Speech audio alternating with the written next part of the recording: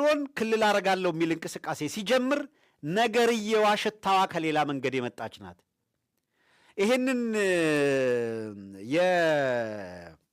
ምንድነው የጉለሌ አካባቢ ነው ነዋሪነቱ።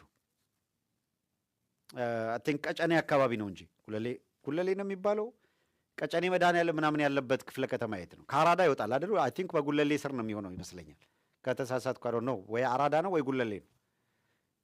የሆነ ሆኖ ግን ይሄ የአዲስ አበባ ጩልሌ ወሎ ላይ እንዲንቀሳቀስ ተልኮ ተሰጥቶት አሁን የምታዩቸው አዲስ አበባ ላይ አዳራሽ ሰጥተው እና አዳነች አቤቤ አመቻችተው እነዚህ የምታያቸው የኦህዴድ ሰዎች ተሰባስበው ከኦሮሚያ የተመለመሉ ከከሚሴ የተመለመሉ አዲስ አበባ በሪፐብሊካን ጋርድ ታጅበው አዲስ አበባ እንደ አዳራሽ ውስጥ እንዲሰባሰቡ ተደርገው አሁን ቅርጫ በሚባለው የአብይ አህመድ ዝባዝንኬና ፖለቲካ ውስጥ አማራ ክልል ላይ ወሎን ሰሜን ኦሮሚያ እናደርጋለን የሚለውን ፕሮጀክት ለማስፈጸም ወሎ ክልል ነው የሚል ግንጠላ ለመስራት በዚያ ለውድድር ይቀርባል ያሉት ሰው ነው። ልናይ ማታ ያለችው አያቴ አሁን ትዝ ትለኛለች መልሳ።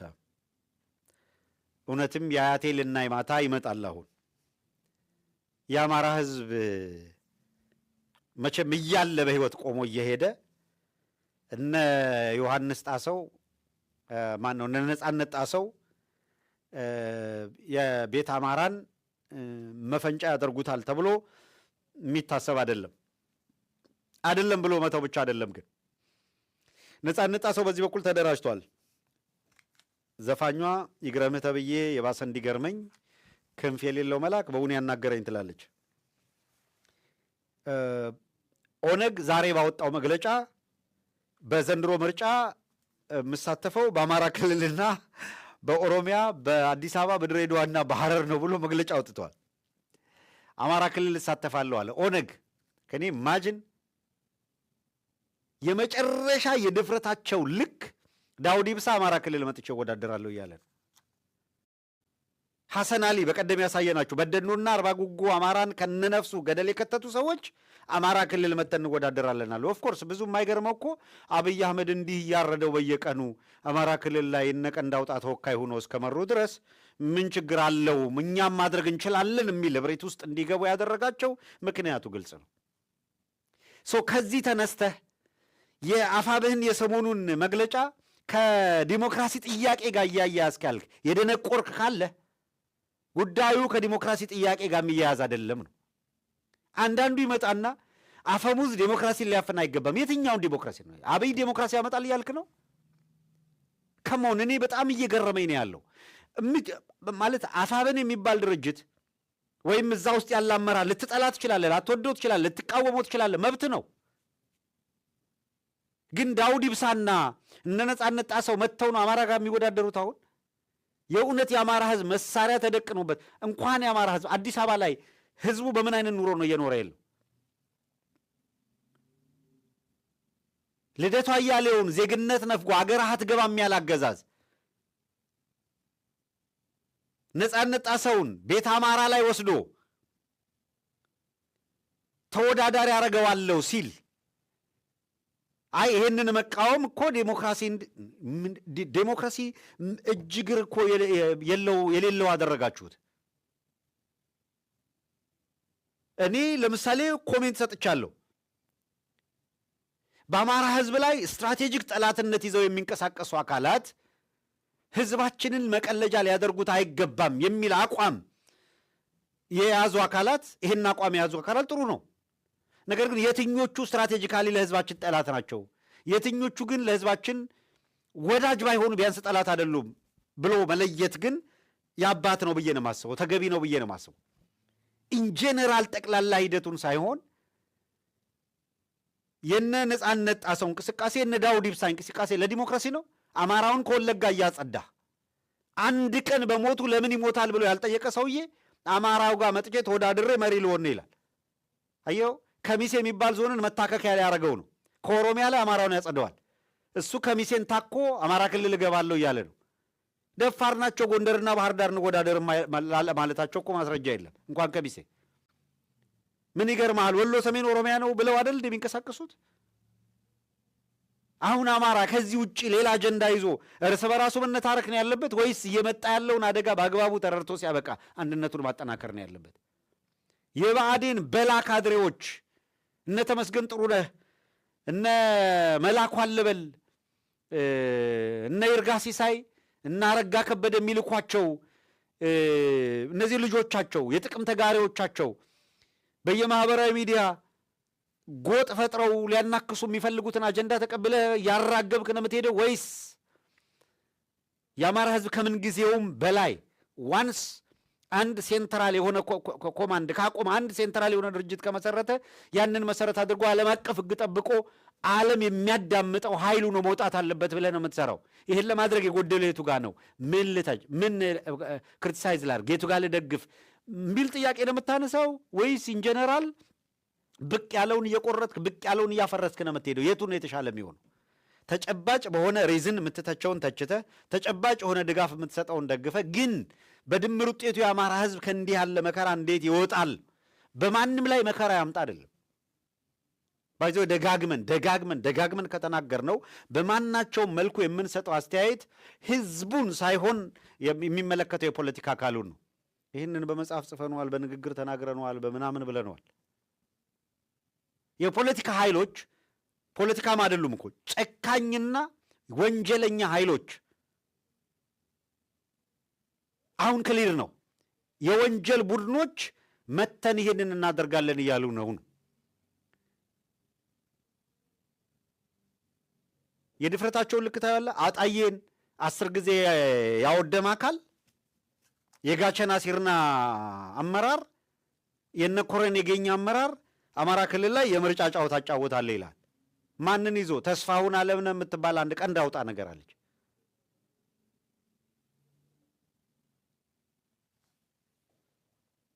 ድርጅት ይዤ እመጣለሁ ልትል ማለት ነው። ስንት ናችሁ ሲባል ወንድሙን እህቱን አክስቱን ቆጥሮ 6 ናቸው።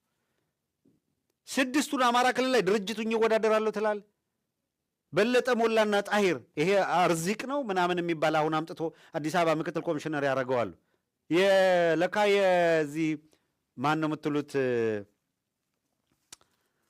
የጣሂር መሐመድ የወንድም ልጅ ነው የምናምን ልጅ ነው ለካ። የተሰባሰቡ ያሉት እነማን እንደሆኑ እኮ ግልጽ ነው። አዲስ አበባ ላይ የመጡት እንዲህ ያለውን እንቅስቃሴ በማናቸው መልኩ በቸልታ ልፌው እንደዚያ ልፌው ሌላ የቤት ስራ ሰጥቼ ምናምን አታስብ። ሌላውን የቤት ስራ ለጊዜው ጋፕ አድርገህ አንድ በሚያደርጉ ጉዳይ ላይ በጋራ መቆምን የተሻለ የሚሆነው የሚለውን ለማንሳት ነው። ሰው ከምርኮ ጋር በተያያዘ ወዳለው ነገር ላተኩር። ለሰመራይዝ ለማድረግ ለአሜሪካ የተጻፈው ደብዳቤ በማብራሪያ ይሰጠን የሚል ነው። ፋኖ የተመሰረተበት እና የተመሰረተበት ዓላማ አሁን ያብራራሁላችሁ የህዝባችን የህልውና አደጋ ውስጥ መውደቅ ይሄ ተጨባጭ መሆኑ ይሄ በተደጋጋሚ በራሱ በአሜሪካን መንግስት መግለጫዎች ጭምር ተካቶ የቀረበ መሆኑ አብይ አህመድ የራሱን ህዝብ ድሮን የሚፈጅ ስለመሆኑ ዘርዝረው አቅርበዋል። ከዚያ ውጪ የተመሰረቱበት ዓላማ ጦረኝነት መንፈስ ስላላቸው ሳይሆን ወይም ከጦረኝነት ውጪ ለአሳር የሚል አቋም ሳይሆን አገዛዙ በንግግር የሚያምን ስርዓት አይደለም። ከዚህ ስርዓት ጋር በመነጋገር የሚፈታ ነገር አተናል። ይሄ ዓለም የሚመሰክረው ነው። ማናቸውም የፖለቲካ ንግግሮች፣ ስምምነቶችን ለፖለቲካ ጥቅሞች ለጊዜው ለሸፍጥ የሚጠቀም አካል ነው። ይሄ ስብስብ የወንጀል ቡድን ነው፣ መሸነፍ አለበት ብለን ተደስተናል። ካልተሸነፈ ህዝባችን አደጋ ላይ ይወድቃል የሚል ትግል ውስጥ ነን ያለ ነው እያሉ ያሉት። በዚህ ሂደት ውስጥ በራቸው ክፍት መሆኑን ከማንም ዲፕሎማቶች ጋር ዓለም አቀፍ ማህበረሰብ ጋር ለመነጋገር ለመወያየት ከዓለም አቀፍ ህግና ስታንዳርዶችም አንጻር የሚቀርቡ ጥያቄዎችም አስተያየቶችም ካሉ ውንጀላዎችም ካሉ ተቀብሎ ያንን ለማረም ያላቸውን ዝግጁነት ጠቅሰው ጥያቄውን አቅርበዋል። ለጥያቄው የአሜሪካ መንግስት የሚሰጠው ምላሽ እንግዲህ ይጠበቃል ማለት ነው። ኤንዌይ ልከዋል። ምንድን ነው የሚለውን መጠበቅ ነው። ሌላው ከዛሬ ድል ጋር በተገናኘ ቀደም ሲል እንዳነሳውላችሁ ነው የንፋስ መውጫ ጋይንት ከንቲባው እና ከንቲባው ከነካቢኔው ነው እጅ ወደ ላይ ብሎ በፋኖች የተማረከው። ተደጋጋሚ ተነግሯል። ተደጋጋሚ ሲነገር ነበረ። ህዝባችን ላይ ምንድነው እልቂት እየመጣ ነው። እየመራችሁ እያመጣችሁ ዓለም አቀፍ ተቋማት የሚሉትን ስሙ። እናቶቻችንን እየደፈሩ ነው የብርሃኑ ጁላ ሰራዊቶች። ይሄንን ተናገሩ። የአብይ አህመድ ሰራዊት እናቶቻችን ህፃናትን እየደፈረ ነውና ከሱ ጋር ትብብር ማድረጋችሁን አቁሙ፣ ህዝባችንን አታስፈጁ የሚል ተደጋጋሚ ማሳሰቢያ ተሰጠ። እምቢ ብለው ሲቪል ሆኖ ሳለ ከንቲባ ሆኖ ሳለ ጀሌ እየመራ የአብይ አህመድን ቅጥረኛ ሰራዊት በሞርታርና በመድፍ ህዝቡን የሚጨፈጭፈውን ሰራዊት እየመራ መጣ። ሴን 2 ጊዜ ጆሮ ላይ ጥይት ሲጮህ የአብይ አህመድ ሰራዊት ደንብሮ ሄደ። ከንቲባው እጅ ወደ ላይ ሰቅሎ ብርድ ብርድ እያለው እጅ ሰጠ።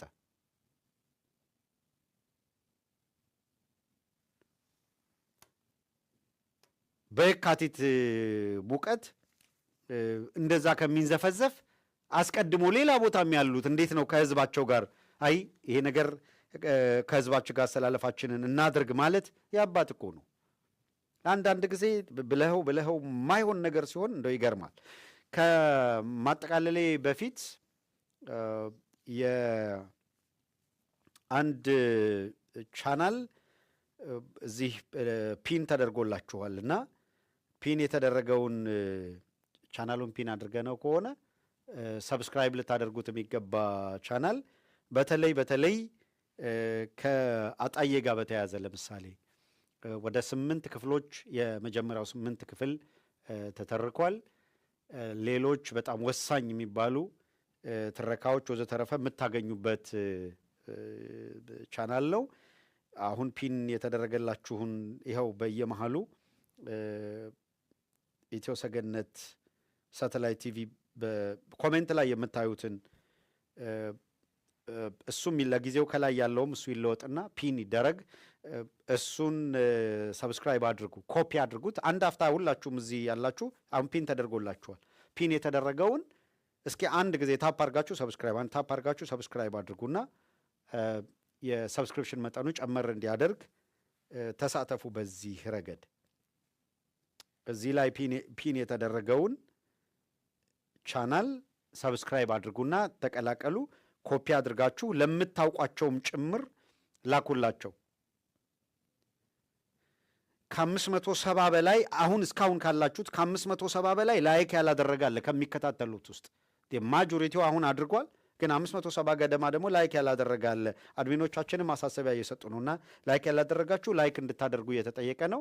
ኮፒ አድርጉትና በየግሩፑ ወስዳችሁ ይሄ ከዚህ ፖስት የተደረገላችሁን ቻናል ዓለም ሊያየው የሚገባ ዓለም ሊታዘበው የሚገባ ነገር እንዲያየው የማድረግ ኃላፊነትም ሁላችሁ ብትወጡ መልካም ነው። በመጨረሻ አንድ ፎቶግራፍ እዛ የሚታየኝ የጋይንት የንፋስ መውጫ ጋይንትን በተመለከተ ነው። ነገ በስፋት እንሄድበታለን። ከቻልን እዛ ያሉ አመራሮችም እንዲገኙ ማለት በቀጠናው ያሉትም ለማግኘት እንሞክራለን በተቻለ መጠንና ተገኝተው ስለ ሁኔታው ማብራሪያ እንዲሰጡን ለማድረግ እንሞክራለን። የንፋስ መውጫ ላይ ተገኝተው የአስገራሚ ድል ማግኘታቸውን